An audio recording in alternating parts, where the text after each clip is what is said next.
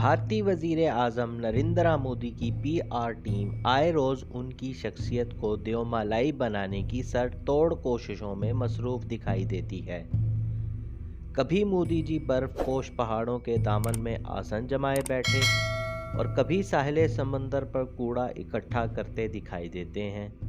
मगर मोदी जी ने भी अपनी बोंगियों की वजह से इस सारे किए कराए पे पानी फेरने की कसम खा रखी है, ख़ुसूसन जब वो ओवर एक्टिंग करते पकड़े जाते हैं। जैसे डल झील में उनको देखा गया कि वो खाली झील को ही हाथ हिला हिला के पता नहीं कौन से नारों का जवाब दे रहे थे।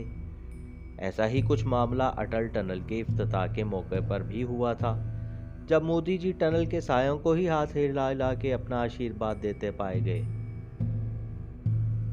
खैर, इन सब के बावजूद मोदी जी की पीआर टीम अभी तक जो भरप कायम रखे हुए थी वो था उनकी फिलबती तकरीर करने की सलाहियत।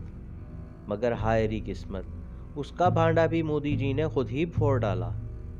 हाल ही में वर्ल्ड इकोनॉमिक फोरम पे मोदी जी की तकरीर के दौरान उनके टेलीप्रोमीटर में नुक्स पैदा हो गया और मोदी जी जो शेर की तरह दौड़ रहे थे एकदम गडमडा से गए और लगे बकरी की तरह ममियाने। जुबान अटक गई, अल्फाज मुंह में फंसने लगे और चेहरे का तो रंग ही उड़ गया। इस बुके में है हम भारतीयों का टेम्परामेंट, हम भारतीयों का टैलेंट, जिस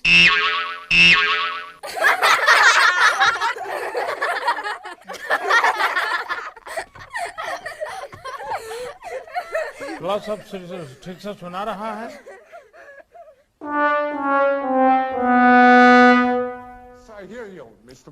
और हमारा इंटरप्रेटर की आवाज भी पहुंच रही है सबको।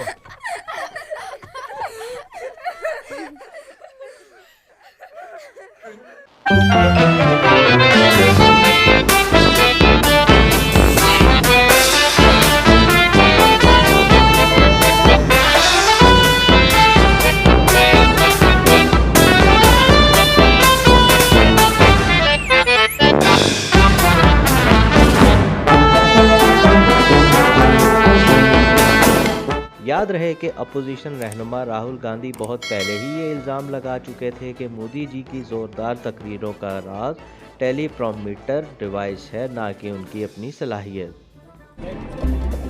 नरेंद्र मोदी जी को बोलने का कुछ नहीं रहा, टेलीप्रॉम्प्टर से बोलते हैं, टेलीप्रॉम्प्टर लगा रहता है, पीछे से कंट्रोलर है।